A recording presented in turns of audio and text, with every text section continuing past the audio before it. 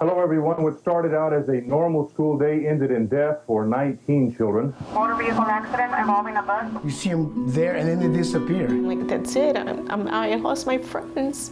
I don't think the community of Alton ever wanted to be known for a bus accident. Then why am I here? I remember the loss of that day. This did happen, and it happened to our kids at Mission High School. The question, of course, is what exactly happened at 7:40 this morning when the bus fell into that caliche pit?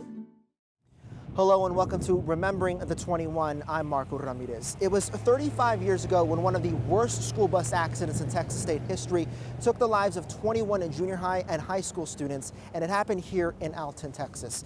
I'm standing along the intersection of Bryan Road and 5 Mile Line, where it was here on September 21st, 1989, where a Dr. Pepper truck ran a stop sign and hit a Mission CISD school bus packed with students, causing it to fall into a caliche pit full of water.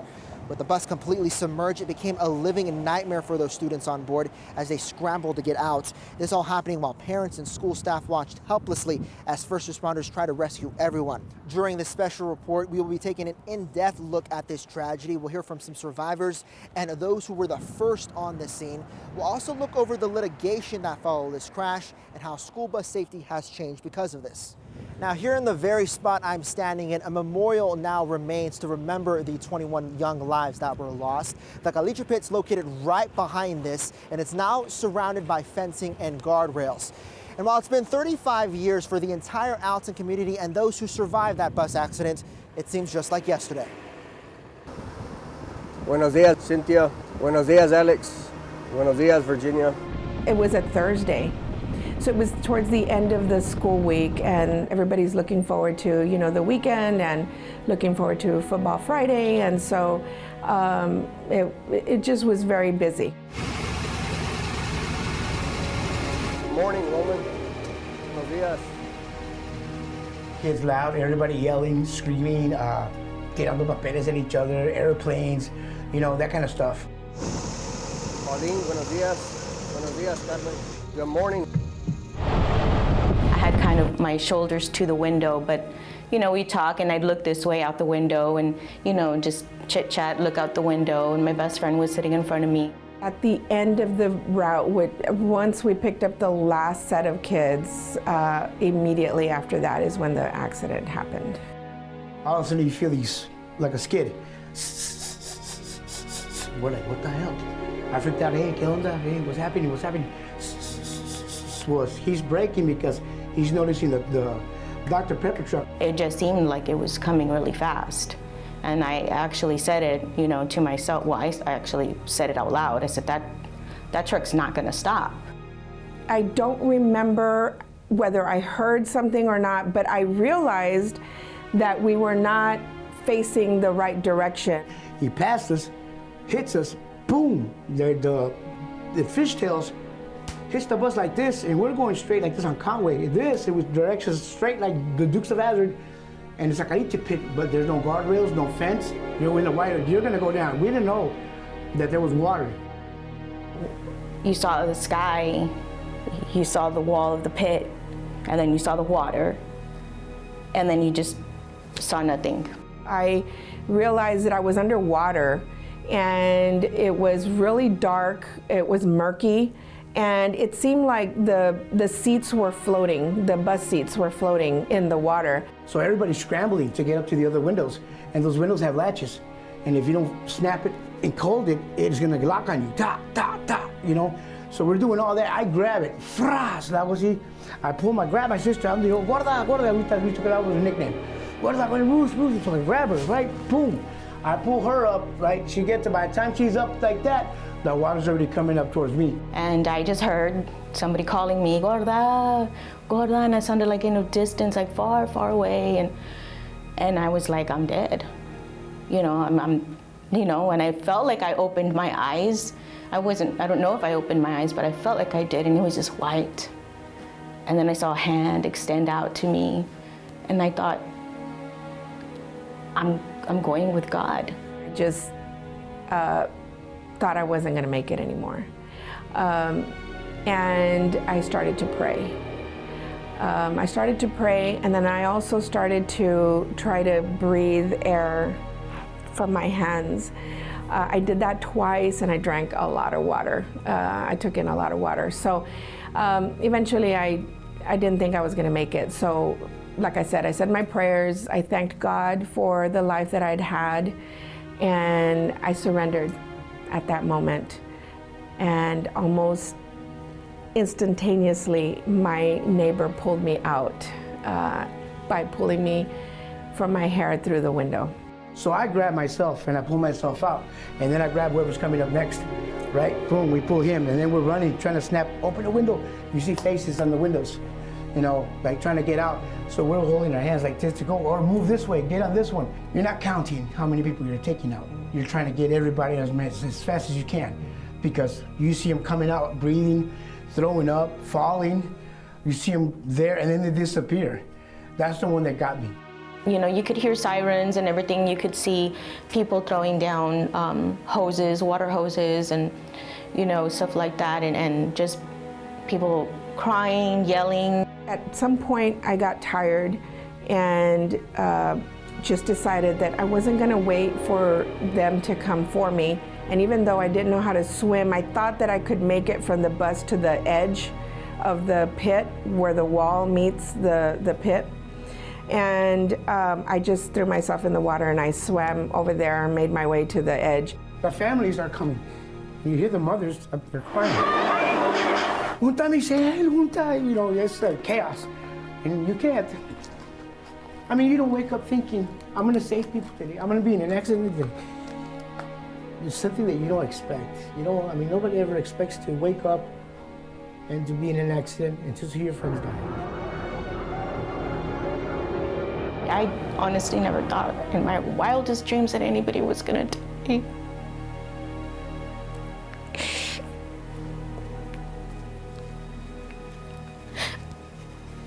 I mean, then why am I here? I just thought, no, that's not true, that's not true.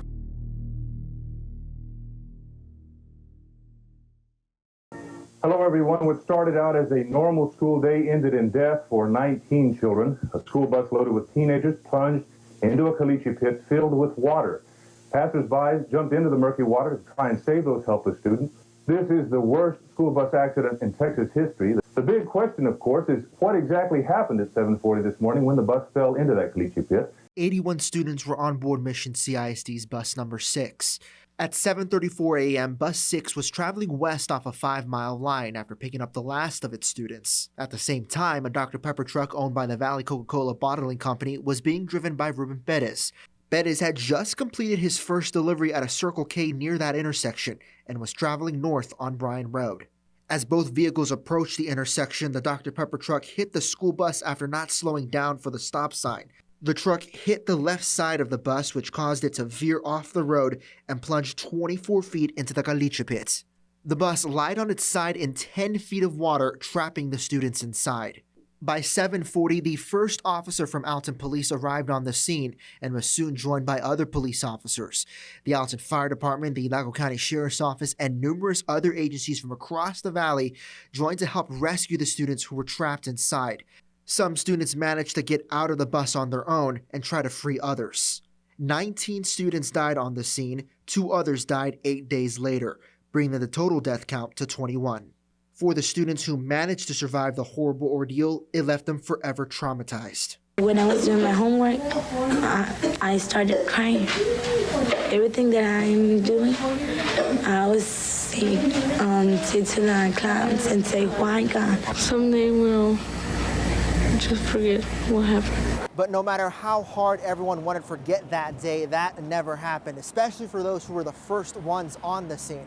We spoke to some first responders on what they saw that day.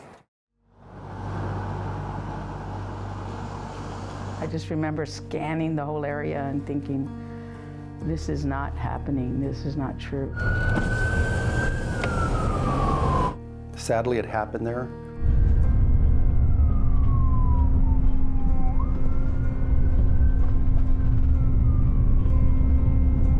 That morning, walking out the door, getting ready to go to shift that day. That morning, you know, it's a regular day, Thursday. and walking through the gym. It started off early. I was actually off duty. I could hear the phone ringing in my office over and over.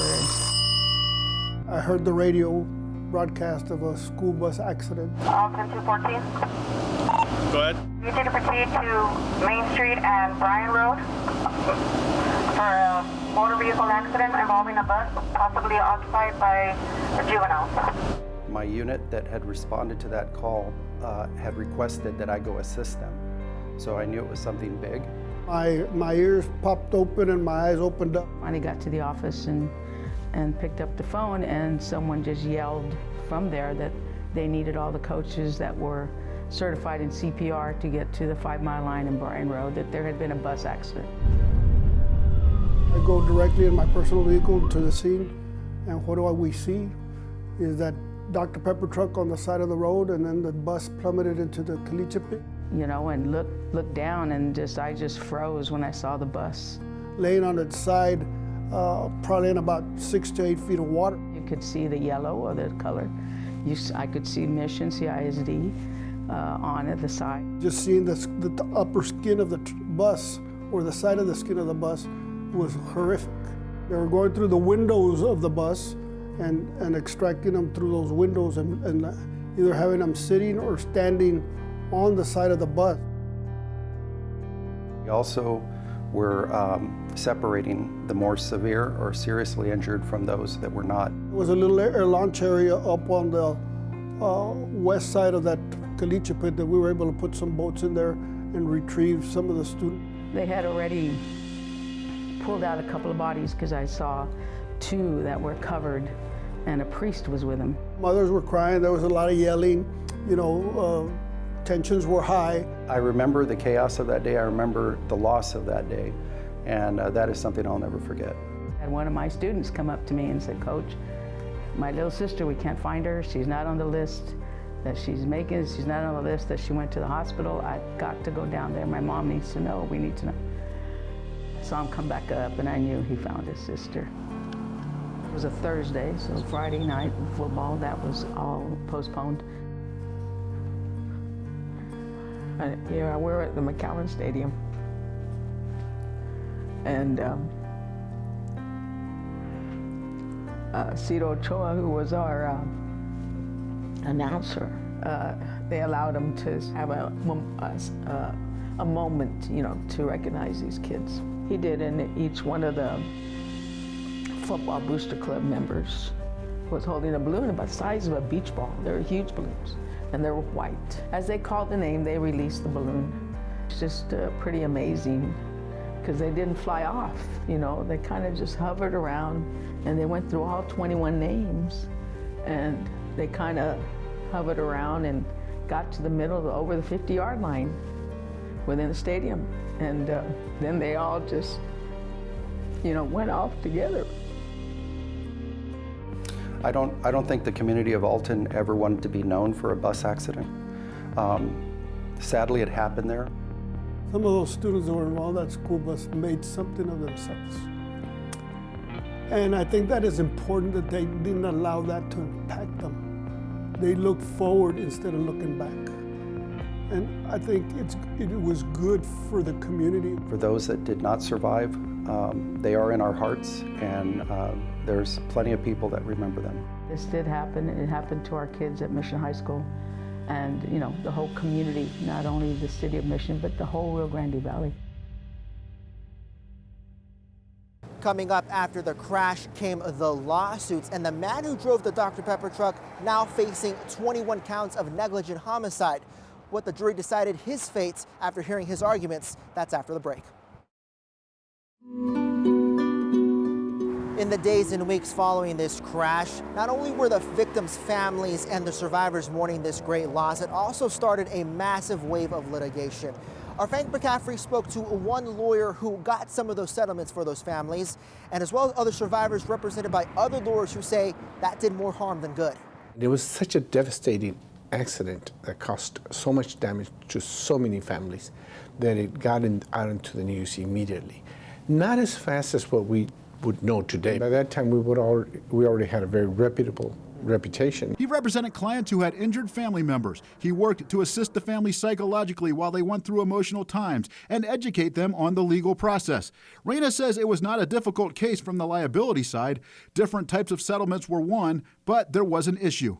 You know, these were very poor families, very impoverished. And the question becomes, is because they were poor, do these families, do these children have their values less in life? We spoke to two survivors of the crash whose families were not represented by Reyna. They received a large settlement amount. They say what they received as a settlement was not as much of a blessing as some might think it would be. Jones says she received more comments that were tough to hear. Oh, you were in the bus accident. You have money. You in this, and it was like you were put in a position where it wasn't it wasn't a good thing to be in that accident, you know, because you were kind of seen as someone now who went through a lawsuit and you have money. Alexander Reese De Leon believes he would have been in jail or dead had he not received his settlement money to build a better life. But there was more he was expecting. He believes the beverage company involved owes him a scholarship. It's in the disclosure of your contract when you do with a settlement with a lawyer. They promised everything, and it even came out in the news that they were giving everybody a scholarship. And you never saw it? No. And Not seen anybody else get it. I've never heard anybody say or mention it. Though Reyna did not represent either Reese De Leon or Jones, he remembers hearing claims that other lawyers took advantage of poor clients. It's totally wrong. That's totally wrong. But the truth of the matter is, all the lawyers here in the Valley are good lawyers, good people. We care. And that somebody takes advantage of them, that's not true. Regardless of these legalities or payouts, the survivors want us all to keep the memories of their classmates who died in the crash alive. I give them a big hug, all of them. Come on, just hug. Big hug, all of them. Even if I don't know you, all of you. Let's hug, pray. Sorry it happened, but a big hug, even spiritually. The driver of the Dr. Pepper truck was known as Ruben Bettis, and at the time of the crash, he was just 26 years old. Just a month later, he was charged with 21 counts of negligent homicide. Fast forward to 1993, after a trial that lasted just over 2 weeks, Bettis was found not guilty on all counts. While prosecutors and the NTSB argued that Bettis was not paying attention as he approached the intersection, Bettis' lawyers argued that the brakes on his truck failed and the crash was not his fault. We reached out to Bettis' family to hear from them, but they declined to comment. We also reached out to Valley Coca-Cola for a statement after 35 years, but we did not get a response. Coming up, how the crash made it safer for students to ride school buses today and how new technology is helping. Since the Alton school bus crash, many changes have been made to school buses, not only here in Texas, but across the nation. Our Jeremiah Marshall breaks down the changes that have been made in school buses today. After the crash, many laws were passed. One of those laws was called the Aggregate Quarry and Pit Safety Act, and it was passed in 1991. This law requires guardrails to be placed around any open pits near roadways. Any person or company who violates this law can face fines up to $10,000. And there are many new requirements on how the school buses are designed to prevent the severity of the Alton bus crash from happening again. Just 2 years ago, Texas passed a law that requires all school buses to have safety belts. Currently, school buses have extra safety features like a defense braking system. This is something that slows the bus down if the driver were to come close to another vehicle. But most importantly, there are more emergency exits on the bus, and this will allow for more passengers to evacuate the bus if the crash were to happen.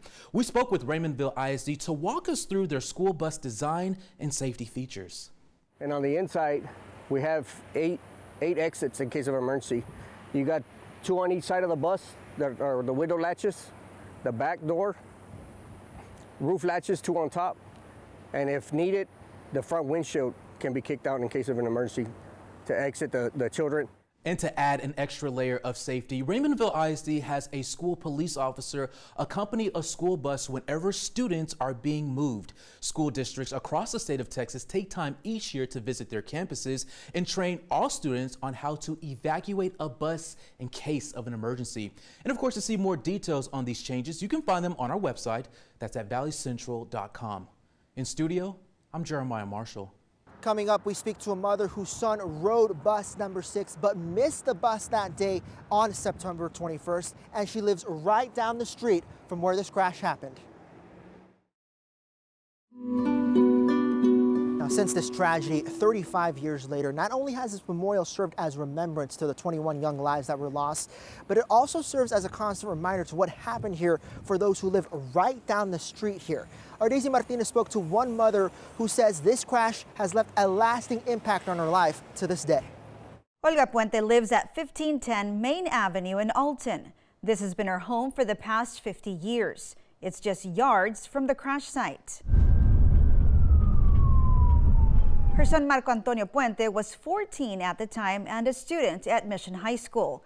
He too rode bus 6 to get to school every day. Sí, era la ruta donde se iba, siempre. But on that day, a twist of fate had other plans. Se fueron en el carro de su papá. Fueron a dejar a su papá al trabajo y de allá se pasaron para la escuela.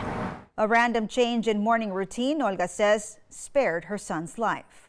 Gracias a Diosito lindo que no iba allí. Olga tells us she was at work at the nearby Levi's factory when they got word of the bus crash. Many parents rushed out. Word also quickly spread throughout town. Olga knew her son had not gone on the bus that morning, but her in-laws and sister didn't. They rushed to the scene on foot, walking for miles, going through blocked-off streets, thinking the worst. Sí, mi suegro se trajo un mecate y sacó. Y mi suegro estaba preguntando por mi hijo, porque sabía que en eso. Y entonces sacó un amigo de mi hijo y le dijo, no, Marco no venía con nosotros, no se subió en el bus. Her son was alive, but 21 others were not. Like many in town, Olga wasn't immune to the grief.